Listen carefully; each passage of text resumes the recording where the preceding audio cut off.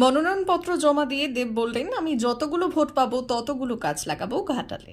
নির্দিষ্ট কর্মসূচি অনুযায়ী এবার মনোনয়নপত্র জমা দিতে এলেন ঘাটালের প্রাক্তন সাংসদ তথা তৃণমূল প্রার্থী দীপক অধিকারী।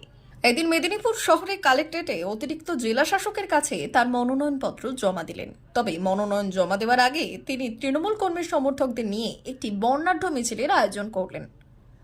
হুটখোলা গাড়িতে রীতিমতো বর্ণাঢ্য মিছিল সহকারে এদিন মনোনয়নপত্র জমা দিতে এলেন দীপক অধিকারী ওরফে অভিনেতা দেব।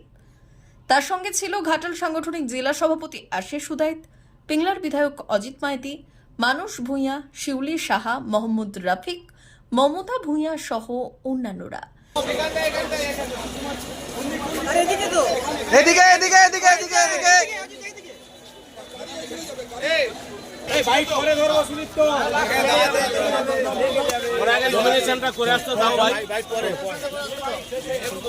প্রসঙ্গত উল্লেখ্য, মনোনয়নপত্র জমা দেওয়ার আগে ঘাটাল লোকসভা কেন্দ্রে তৃণমূল প্রার্থী দীপক অধিকারী ওরফে দেবের উদ্যোগে ঘাটালের খড়ার শহরে দলপতিপুরে স্বয়ম্বর লজে রক্তদান শিবিরের আয়োজন করা হয়। সাত সকালে সেখানে রক্তদান করে মনোনয়নপত্র দাখিলের উদ্দেশ্যে রওনা দিলেন ঘাটালের তৃণমূল কংগ্রেসের প্রার্থী দীপক অধিকারী ওরফে দেব।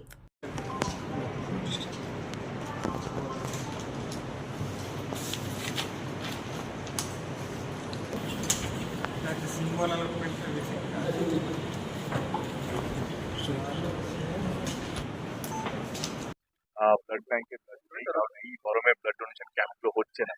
আমার মনে হলো মন্দিরে না গিয়ে, তো আমার টিম বলেছে মন্দিরে যাওয়ার জন্য, মন্দিরে না গিয়ে অন্তত আজকের দিনে যেহেতু মিডিয়া আমার সঙ্গে থাকবে, এই কথাটাও মানুষের কাছে পৌঁছবে। এই গরমে ব্লাড ব্যাংকের অবস্থা সত্যি খুব খারাপ, কারণ ব্লাড ক্যাম্পে হচ্ছে ব্লাড দিলাম এবং থ্যালাসেমিয়া পেশেন্টদের যারা ব্লাড পাচ্ছে না তাদের বেঁচে থাকার যে সুযোগটা, সেটা আমার মনে হয় সেটা আমাদের সবারই থাকবে। এটা এবং আজকে আমি আরেকটা সিদ্ধান্ত নিয়েছি যে এই যে গরম 70-80 বছর এত গরম কোনদিনও এপ্রিল মাসে পড়ে।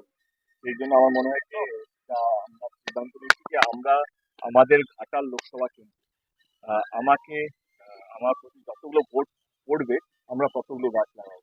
যদি 9 লাখ ভোট পড়ে তাহলে 9 লাখ গাছ লাগাবো, 10 লাখ করলে 10 লাখ, 5 লাখ করলে 5 লাখ গাছ লাগাবো। কারণ এই গ্লোবাল ওয়ার্মিং এর সঙ্গে লড়াই করার জন্য একমাত্র উপায় হচ্ছে কি আমাদেরকে আরো গাছ লাগাতে হবে।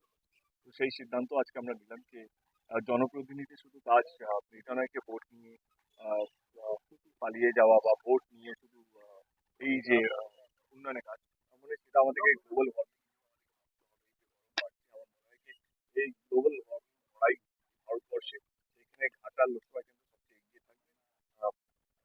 ইলেকশন আগে আমি ডি নিউজ, মেদিনীপুর।